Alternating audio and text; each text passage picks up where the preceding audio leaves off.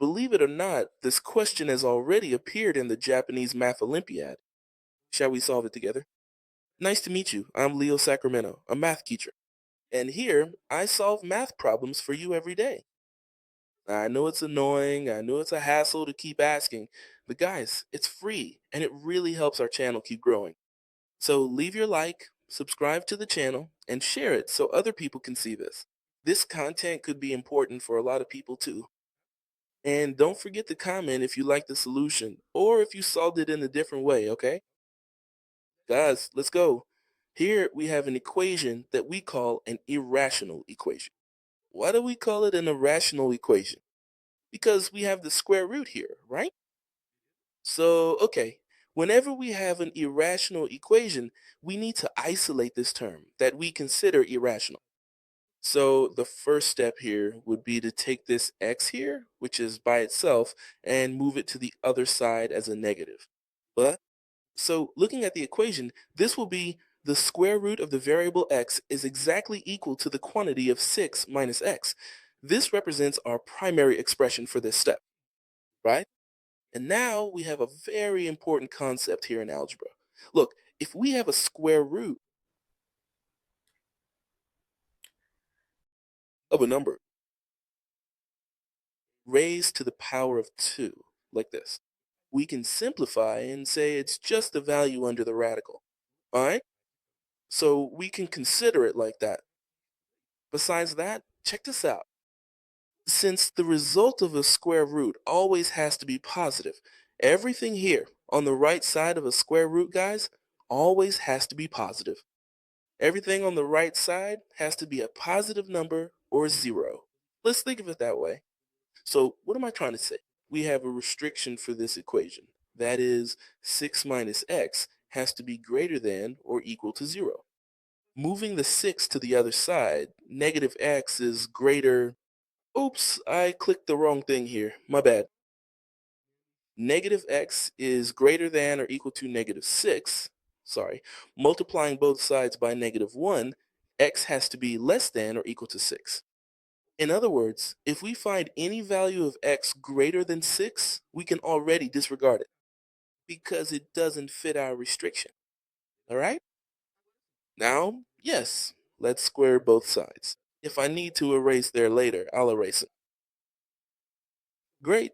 So we can do exactly what I just showed here. Cancel out the root, and the result is the radicand. So we cancel and cancel. So here we'll have x, and on the other side, we have a special product, which will be the square of the first minus 2 times the first, which is 6, times the second, which is x, plus the square of the second. So this will be x equals 36 minus 12x plus x squared. Moving the x over there, it will be on the right side. In this case, it becomes x squared. This x is positive, so when it moves to the other side, it becomes negative. So minus 12 minus x gives minus 13x, 36. This here equals 0. We've ended up with a quadratic equation. We just need to use the quadratic formula, which is also known as Bhaskara's formula. In this case, here we have that a is 1, b is minus 13, and c is 36. Right? So let's keep going here in the middle. Let me draw a line here so we can separate things. Alright, so it'll be like this. Remember, how do we calculate it? Personally, I usually calculate the discriminant first. Some people like to do everything at once. I do it separately, okay? So let's calculate the discriminant here. Delta is b squared minus 4 times a, which is 1, times c, which is 36. So it'll be delta, this here is equal to 169 minus 4 times 1 is 4. 4 times 36. Look, 4 times 6 is 24. Carry the 2. 4 times 3 is 14. 4 times 3 is 12, plus 2, that's 14. Sorry, guys. So our delta here is going to be 25, right? So it'll be x. Oops, let me switch back to blue to keep it consistent. So that was the delta. X equals negative b, so minus negative 13, plus or minus the square root of 25, over 2a, 2 times 1, which is 2. So it'll be x equals positive 13, plus or minus 5, all over 2. What are we going to do? We're going to split up this plus or minus. So we'll have a positive part, or rather the positive calculation and the negative calculation.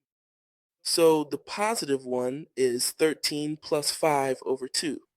13 plus 5 is 18. 18 divided by 2 is 9. But look how interesting. Wasn't our restriction that x had to be less than 6? So we have to disregard this 9 here, because 9 is greater than 6. Alright? Let's go to the second solution. Therefore, the result of the calculation is 13 subtracted by 5, all divided by the number 2. 13 minus 5 is 8, right? So 8 divided by 2, this equals 4. But is this already enough for us to find the answer? Nah, we need to test it to see if the answer is correct. How do we do the test? Take the value we found here for x, which is 4, and substitute it back into the original equation. If the result matches exactly, great. If it doesn't, then it's wrong. So let's substitute it in. You can even do it in your head, okay guys? So look here, let's take the 4 and substitute it in there. Substitute this 4. Here, so it's going to be like this. I'll do it here in the corner, okay? So how will it look? Square root of 4 plus 4, it has to be 6. So the square root of 4 is 2. 2 plus 4 is 6. 6 equals 6. It worked. So the answer to this equation is x equals 4. Alright guys, I hope you enjoyed the video. I made this video with a lot of care, in detail, showing every step, and I hope you liked it. Comment here if you liked it and where you're watching this video from. And now the little button will show up for you to subscribe, in case you haven't already.